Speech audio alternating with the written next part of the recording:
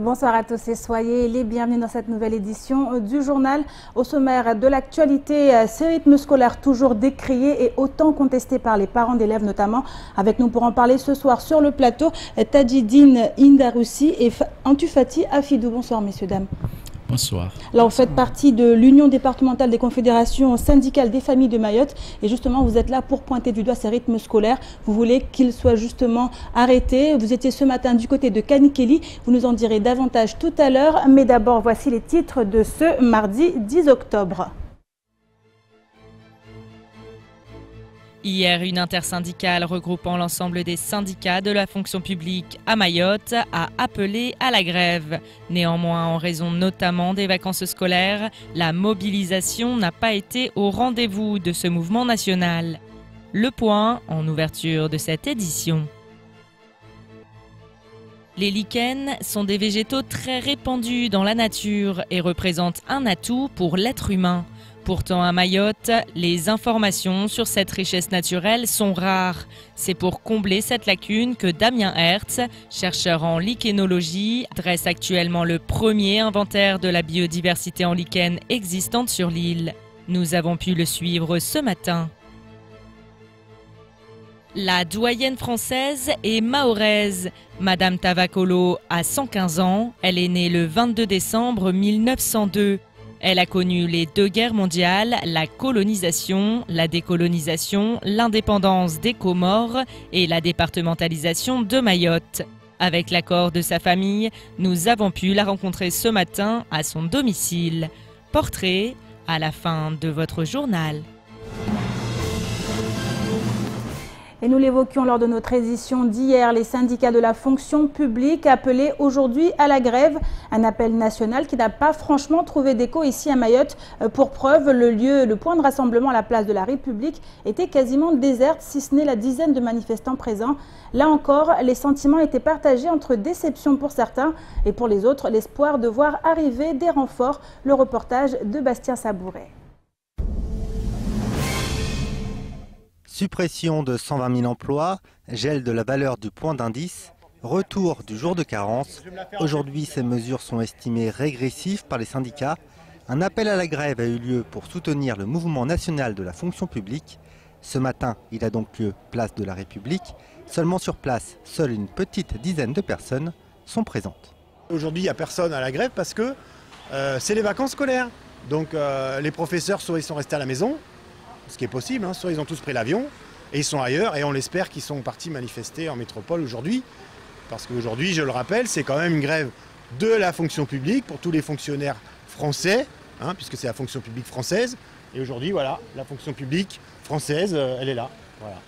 Donc après, il ne faut pas dire Mayotte, nous les Mahorais, la France et tout. Bon, il faut arrêter le délire. Nos copains de l'hôpital ne sont pas là, nos copains du conseil général ne sont pas là. Monsieur Salim Naouda, le représentant de la CGT Mayotte, n'est pas là. Voilà, donc il faut qu'on m'explique. Pour certains, l'espoir reste de mise. Les grévistes vont affluer, c'est sûr. Et le monde arrive, hein, ils vont peut-être arriver.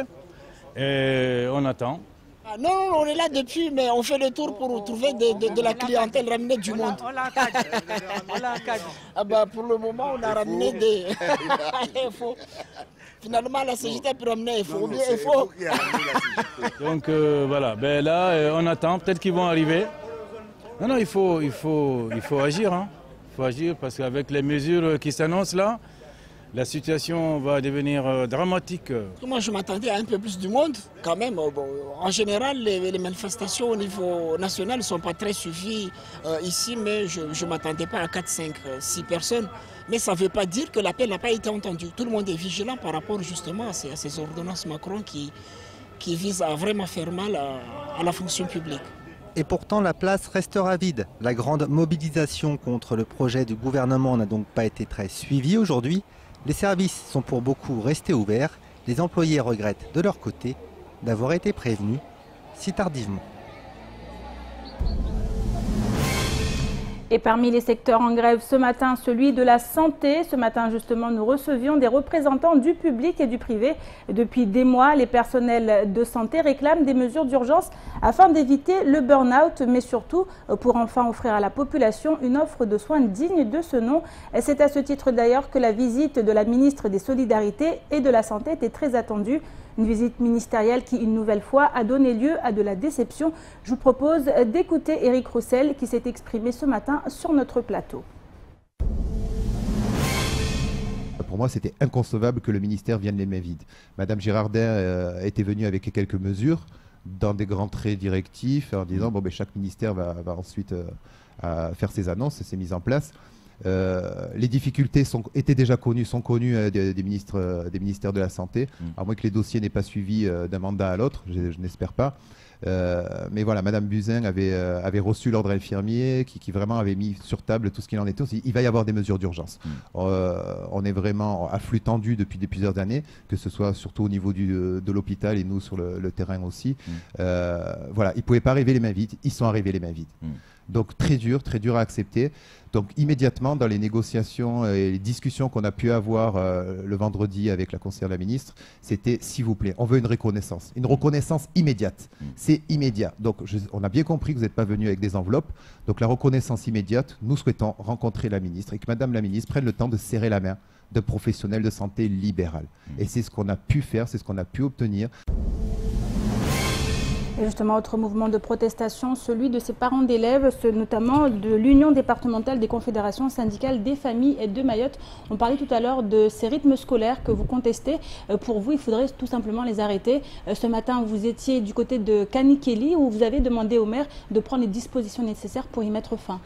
Bien sûr, nous avons constaté ici déjà 3 années qu'on a voulu mettre en place cette réforme en force parce que le vice-recteur n'a pas préparé justement tous les partenaires pour discuter sur une table pour avoir exactement la situation de Mayotte. Donc aujourd'hui, nous constatons que nos enfants n'apprennent pas. C'est un échec total, donc nous ne voulons plus sacrifier cette génération. Donc aujourd'hui, nous demandons à ce que ces rythmes scolaires soient suspendus ou carrément arrêtés, qu'on revienne d'abord à notre rythme ancien, notre rythme particulier d'ici à Mayotte, rentrée de 7h jusqu'à midi 15. Alors justement, tu Fati, ce qui est en cause ici, c'est quoi? C'est le manque de moyens? C'est le rythme qui est imposé aux enfants? En fait, je ne dirais pas qu'on a un rythme imposé aux enfants. C'est un rythme qui est imposé aux Mahorais, disons. Parce que le rythme scolaire à métropole a été étudié par rapport à l'existant déjà de l'éducation à Mayotte, en métropole. Donc l'éducation avait déjà beaucoup évolué. Donc pour bien affiner cette éducation-là, on a étudié le rythme scolaire. Mais malheureusement, à Mayotte, on n'avait déjà pas suivi cette mise en place d'éducation comme à métropole. On savait très bien que jusqu'à nos jours, nous n'avons pas les établissements scolaires premier degré aux normes métropolitaines et encore moins européennes.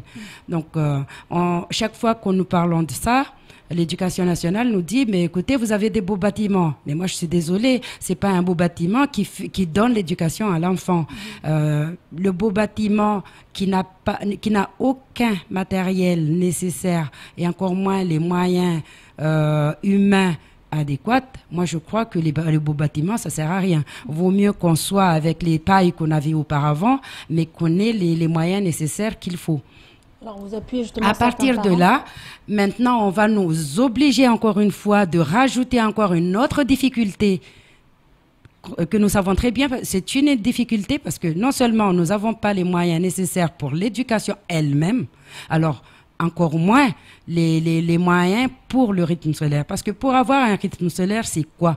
Le rythme scolaire, c'est permettant aux élèves d'avoir de pauses. Ça veut dire qu'on divise en deux, on divise en deux les horaires des élèves par jour. Et on ne peut même pas les diviser en deux parce que ce qui pourrait nous donner les moyens de diviser ce temps-là en deux, ils sont pas, on les a pas. Parce que dans tous les établissements scolaires de Mayotte, il y en a aucune qui répond, ne serait-ce que la moitié des besoins du rythme scolaire. Donc, par rapport à cela, nous demandons à l'État et à nos élus mahorais, ça veut dire les communes, de ne pas accepter de mettre ce rythme tel que mettons d'abord tous les moyens nécessaires en place. Après, parce que chaque fois à Mayotte, on nous impose à mettre quelque chose en place d'abord, subir les conséquences d'abord, et après dire « Ah non, il faudrait chercher les moyens pour pouvoir sortir de... » Maintenant, on est fatigué. Nos enfants ont déjà suffisamment subi. On est là depuis tout ce temps-là. Chaque fois, le vice-rectorat nous dit quoi? Il y a une régression de l'éducation à Mayotte, et par-dessus tout, on vient nous dire que c'est le rythme scolaire qui ne répond à rien du tout, qui nous donnera le niveau de scolarité. Je ne suis pas d'accord, et je suis certaine que c'est pas vrai. Alors, donc par rapport à ça, nous demandons d'arrêter ce rythme scolaire tel qu'il est. Revenons tous ensemble sur table et étudions tous les moyens, comment pouvoir trouver les moyens, les mettre en place et mettre le rythme scolaire après. Alors, je suis sûre que par rapport à ça, on pourra avoir, les élèves pourront avoir l'intérêt de ce rythme scolaire, mais pas maintenant. Alors justement, certains maires ne s'y opposent pas, mais qu'est-ce qui bloque aujourd'hui alors? Tous les maires nous disent qu'ils ne s'opposent pas, mais dans le concret, ils s'opposent parce que personne ne fait le contraire. Tout le monde a mis le rythme scolaire par forcé. Donc moi, je ne crois pas qu'ils ne sont pas d'accord. Nous avons demandé un rendez-vous avec l'association des maires, justement, pour que nous puissions donner notre avis et nos propositions aux maires qui nous disent tous les jours qu'ils sont en difficulté, Soyons réalistes, restons ensemble et nous pouvons trouver les solutions ensemble pour pouvoir remettre en place les rythmes scolaires comme il faut. Alors justement, Indar aussi, on a vu récemment les parents d'élèves de Chikoni, les parents d'élèves de Dzaoudi Abattoir qui sont montés au créneau. Aujourd'hui, vous êtes partis à Kanikeli. Est-ce qu'il y a une tournée qui est prévue de votre côté pour sensibiliser justement les différents maires de l'île? Bien sûr, puisque avant-hier, nous avons eu une réunion à l'hémicycle et que nous avons déjà commencé une discussion avec certains délégués des parents et certaines associations qui viennent de nous rejoindre. Donc nous avons commencé aujourd'hui déjà d'aller avec les délégués des parents d'élèves de Kanikeli. Nous avons pu discuter avec le maire qui est tout à fait d'accord d'arrêter les rythmes parce que, paraît-il, c'était les parents qui avaient demandé à ce qu'on mette les rythmes scolaires. Aujourd'hui, c'est les parents aussi qui demandent de l'arrêter. Donc, ils pensent que c'est faisable. Et il nous a dit qu'il a pris un arrêté pour qu'on arrête ces rythmes. Mais par contre, le vice-rectorat fait un blocage total sur cela et que c'est ce que nous, on ne comprend pas. Du moins, ça c'est prévu. Qu'est-ce que vous avez prévu dans ce sens justement pour pouvoir sensibiliser, pour pouvoir entrer en discussion avec le vice-rectorat par rapport à ça? Nous déjà à CSFM, nous avons demandé à tous les parents de demander une organisation de conseil d'école d'urgence pour demander l'arrêt immédiat de ces horaires-là et qu'on revienne d'abord aux horaires qu'ils proposent, les parents qu'ils proposent. Ensuite, si jamais le vice-rectorat s'entête à vouloir absolument garder tel que c'est organisé aujourd'hui, nous pensons, nous irons jusqu'à soit fermer toutes les écoles, c'est pas du tout ce que nous voulons, ou sinon d'aller au tribunal administratif. En tout cas, merci beaucoup Indaroussi Tadidine et Antufati Afidou. Je rappelle que vous êtes membre de l'Union départementale des confédérations syndicales des familles et de Mayotte. Merci, on suivra ce dossier de très près ici du côté de KTV.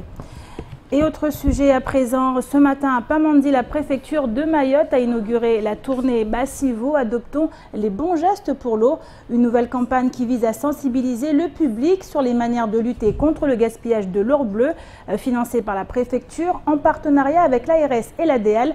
Cette campagne s'inscrit dans les mesures du plan d'urgence mis en place suite à la crise de l'eau. Une campagne qui va ainsi faire le tour des 17 communes de l'île et ce jusqu'au 2 décembre. Le point dans ce sujet signé Bastien Sabouret, Pierre Bellucci et Leslie Vimnet. Je vais mettre du savon dans ma main gauche, j'ouvre l'eau dans ma main droite et je vais savonner mes mains. Je savonne bien pendant 10 secondes. Pour bien que le savon rentre dans mes ongles, je vais gratter comme ça pour que le savon puisse rentrer dans l'ongle. Dès que j'ai bien tout savonné, je vais ouvrir un petit filet d'eau, pas besoin d'ouvrir beaucoup d'eau pour pouvoir me rincer. Ça suffit. Face au gaspillage d'eau, la préfecture a décidé d'agir par le biais d'une campagne destinée à faire le tour de l'île. Objectif, sensibiliser la population sur les bons gestes à adopter en matière de consommation d'eau.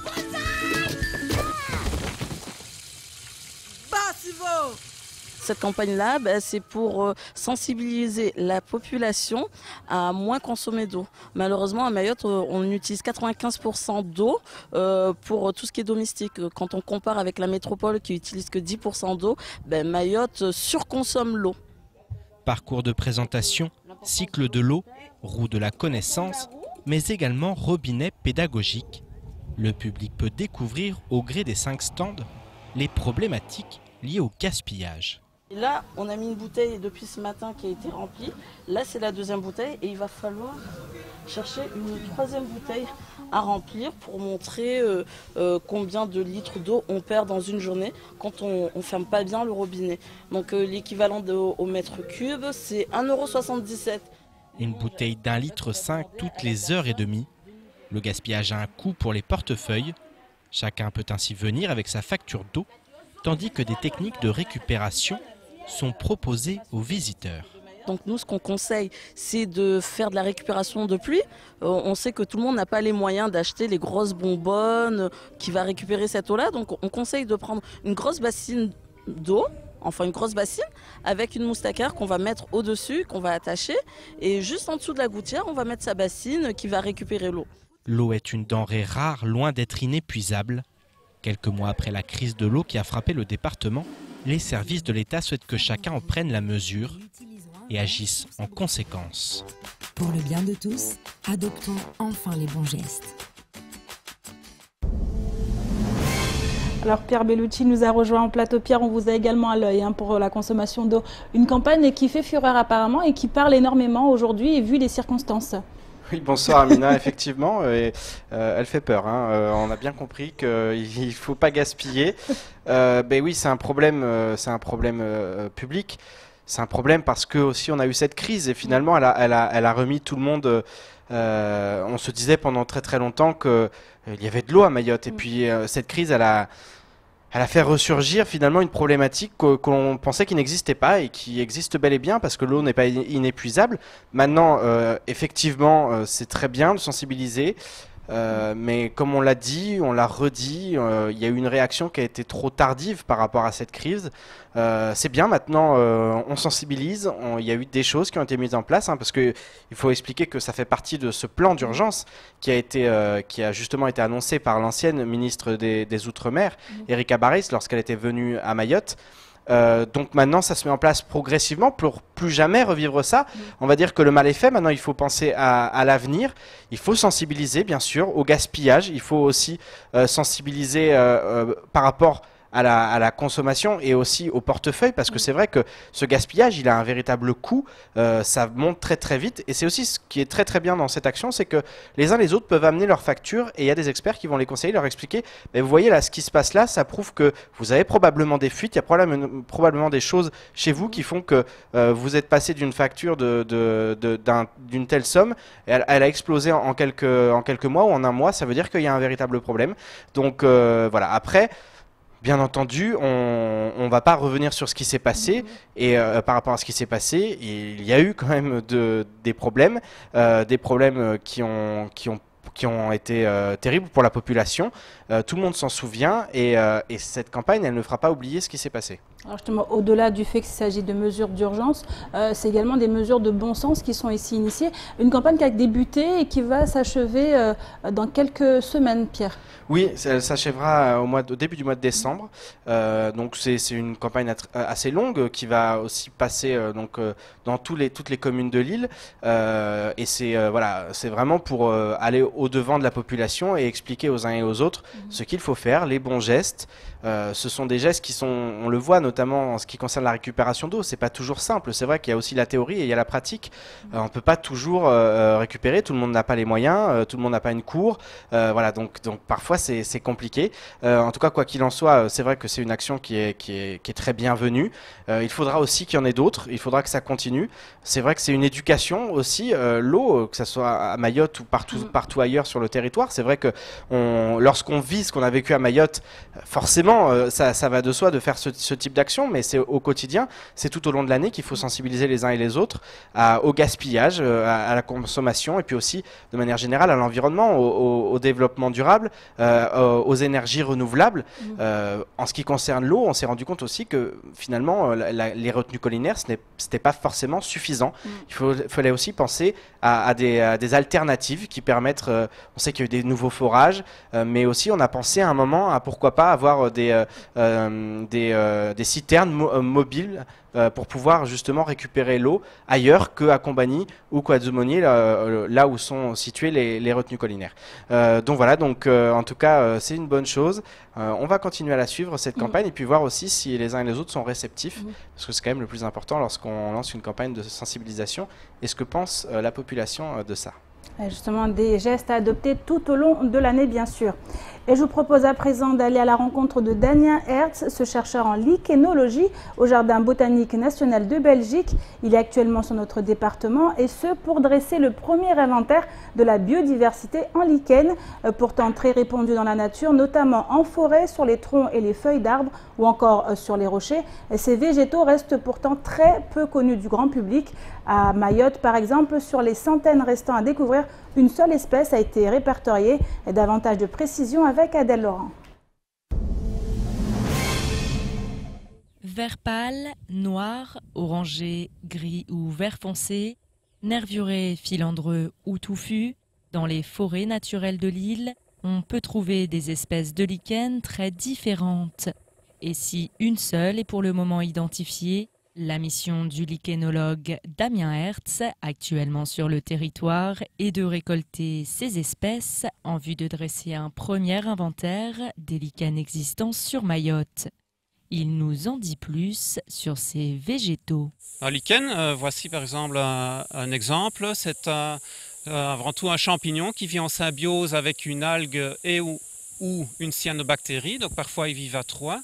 Ce que l'on voit, c'est le champignon, l'algue vit à l'intérieur, et le nom du lichen, c'est le nom du champignon. Alors on va les retrouver dans les forêts, notamment sur les écorces. Il y a des espèces qui sont si spécifiques qui poussent sur les feuilles, ou alors il y a des espèces également qui poussent sur les rochers. Pour Mayotte, l'étude part vraiment du début. D'abord, il faut savoir quelles sont les espèces qui existent. Il y a probablement des espèces nouvelles pour la science à décrire. Et une fois qu'on aura une idée des espèces présentes et comment les reconnaître, d'autres recherches pourront se faire. Des végétaux qui pourraient faire évoluer les recherches, et notamment en pharmacopée. Car si plusieurs espèces de lichens peuvent être alimentaires, d'autres sont utiles autrement à l'homme. Les lichens sont également utiles pour nous puisque on va retrouver dans les lichens des centaines de substances chimiques. Il y a plus de 800 substances qui ont été détectées jusqu'à présent dans les lichens de par le monde. Et ces substances ont parfois des propriétés antibiotiques ou filtrent les UV et donc sont utiles en pharmacopée. On peut également utiliser les lichens comme bioindicateurs. Ils sont très sensibles à la pollution de l'air, par exemple. Donc avec les espèces de lichens présentes dans un endroit, on va pouvoir évaluer la qualité de l'air. Certaines espèces sont aussi caractéristiques des forêts à longue continuité historique, donc des forêts qui ont été peu perturbés par les activités humaines. Et donc ce sont des bioindicateurs qui sont utilisés en environnement. On peut naturellement suivre l'évolution du milieu et de la qualité de l'air en suivant le changement des espèces présentes dans les localités qui seront étudiées. Au cours de sa mission, Damien Hertz a récolté plus de 200 espèces, dont une centaine reste à identifier. Direction l'herbier national de Belgique pour ces spécimens, où une liste des espèces sera dressée afin de fournir des outils qui permettront par la suite de les identifier. Une fois cela fait, des duplicata seront déposés au Muséum d'histoire naturelle de Paris, mais également au sein de l'herbier de l'antenne mahoraise du Conservatoire botanique national de Mascarin. Étant donné que nous abritons l'herbier de référence de Mayotte, l'idée c'est aussi de profiter du travail de Damien pour avoir une collection de lichens qu'on aura dans notre herbier, ce qui permettra aussi d'élargir les groupes qu'on a actuellement dans l'herbier. L'objectif est aussi de permettre aux différents chercheurs de Mayotte de comparer les spécimens qu'ils récolteront pour leurs études avec les spécimens de référence identifiés. Sur l'île, tout reste à faire dans ce domaine. Il faudra pourtant que les chercheurs se pressent, puisque la majorité des espèces de lichens se développent dans les forêts primaires. Or, il n'en reste plus que 5% sur le territoire. En cause, la pression démographique, les coupes de bois et le surpâturage. Ainsi, avant même d'avoir pu être décrites et étudiées, beaucoup d'espèces sont menacées de disparition, faisant ainsi craindre la perte d'avancées notoires pour les scientifiques, mais aussi pour l'ensemble de la population. Et place maintenant au reste de l'actualité de ce mardi 10 octobre avec un petit tour d'horizon tout de suite dans l'actualité en bref. Air Madagascar et Air Austral ont officialisé hier l'accord de partenariat stratégique dans la capitale malgache. Cela entérine les modalités d'entrée de la compagnie réunionnaise dans le capital d'Air Madagascar. L'accord signé déclenche une phase intérimaire dans le processus de mise en œuvre du partenariat stratégique jusqu'à la signature du pacte d'actionnaires prévu à la fin du mois d'octobre. L'État malgache continuera d'être actionnaire majoritaire avec 51% et nommera le président du conseil d'administration. Air Austral deviendra actionnaire minoritaire avec 49% et proposera le directeur général. Le redressement de la compagnie va s'effectuer en 2 phases sur 10 ans. Une phase de redressement et de rétablissement des fondamentaux déployée sur 3 ans et une phase de croissance incluant le développement de la flotte et l'ouverture des nouvelles lignes. Le mois de septembre 2017 a été le mois de septembre le plus chaud jamais enregistré à Mayotte depuis que les mesures ont été mises en place en 1949. Il dépasse de 1,3 degrés Celsius la normale moyenne sur 30 ans et atteint 26,2 degrés. C'est le 4e mois d'affilée où les records mensuels de température sont battus. L'ensoleillement a été 10% plus important que sur la moyenne des 30 dernières années, avec environ 270 heures de soleil. La pluviométrie, quant à elle, a été très hétérogène sur tout le département. Pamandzi est la localité la plus sèche avec 0%, tandis que Combagny est la plus arrosée avec 184% de la moyenne. Par ailleurs, l'île vit actuellement une intersaison annonçant la saison des pluies. Ce week-end, il est tombé 25 mm d'eau à Mzoasia, 16 mm à Vaïbé, 10 mm à Coconi et 10 mm à Mtsamboro. Il s'agit d'une bonne nouvelle pour les retenues collinaires qu'il convient néanmoins de nuancer. En effet, la chaleur de ces derniers mois favorise l'évaporation des réserves en eau tout en agrandissant la zone de cyclogénèse, à savoir la zone de création des cyclones. Les assises des Outre-mer ont été lancées la semaine dernière par la ministre Annick Girardin. Elles constituent un temps d'échange et de réflexion avec l'ensemble des populations ultramarines. En effet, c'est l'occasion pour chacun de prendre la parole et de s'exprimer sur l'avenir de chaque territoire outre-mer. Grâce aux assises, tous les ultramarins peuvent participer à la construction de politiques innovantes et de projets de développement. L'objectif est de publier en mai 2018 une liste de projets concrets qui serviront à tous et qui devront dicter les politiques publiques dans les prochaines années. À ce titre, tous ceux qui souhaitent s'exprimer peuvent remplir le questionnaire disponible à l'adresse www.assisesdesoutremer.fr. Une série de questions est proposée avec des réponses à classer en fonction des priorités de chacun, dans des domaines comme la sécurité, la santé ou encore la culture. Et on termine cette édition avec une bonne nouvelle pour notre département puisque la personne la plus âgée de France se trouve ici à Mayotte. Elle s'appelle Tava Kolo et elle est née le 2 décembre 1902 à Mamoudzou. À bientôt 115 ans, elle vient d'être reconnue doyenne de France. Tava a ainsi à son actif 4 générations, à savoir 2 enfants, 10 petits-enfants, 43 arrière-petits-enfants et 108 arrière-petits-enfants. Sony Chamsidine est partie à la rencontre de cette grande dame qui a traversé l'histoire du 101e département. Reportage.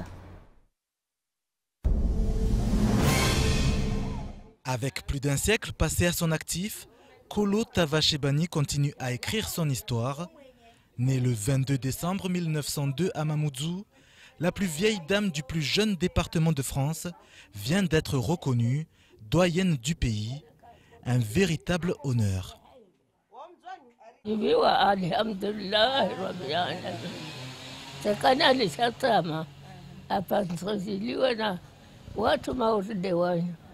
Ni Mungu wa mbele yani, alhamdulillah. Wakozo hadithi na koko, wakozo mwona koko, alhamdulillah rabbil alamin. Un titre honorifique qui aujourd'hui ravit également sa famille. Toujours en vie, il n'y a pas tout le monde qui a cette chance-là. Et je suis très émue. Je joue un peu avec elle, je parle un peu avec elle. On rigole ensemble, mais... Si je vois un gars, c'est là où il casse quand bah moi de atumba duha. Yo de je vois un gars bahani dio. Kasi na problème wa ishindo la mwenyewe, wamu pia shaula timba ali mwenyewe, babo wa kasi na problem asikia asona na kila mtu ajao bani wa mjua. Na kana mtu hali ajao bani bora tu adivumbwe wa mjua. Entouré d'une descendance de 4 générations, à bientôt 115 ans, Koko Tava a encore de l'appétit et de la mémoire. Une telle longévité justifiée notamment par une excellente hygiène de vie, un optimisme sans fin, ajouté à cela une pointe d'humour.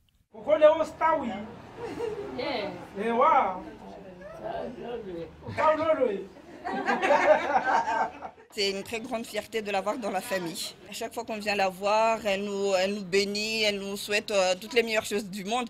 Donc je dirais que ça fait peut-être partie des choses qui font qu'elle est là en très bonne santé, c'est qu'à chaque fois elle bénit tout le monde. Donc voilà, ça fait partie de ses très grandes qualités. C'est un honneur, c'est un plaisir.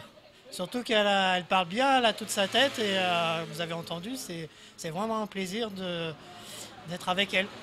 Tava Kolo Shebani entre désormais dans le top 10 des personnes les plus âgées de l'humanité. La doyenne des Français fait également partie du club mondial très restreint des super centenaires âgés de plus de 110 ans.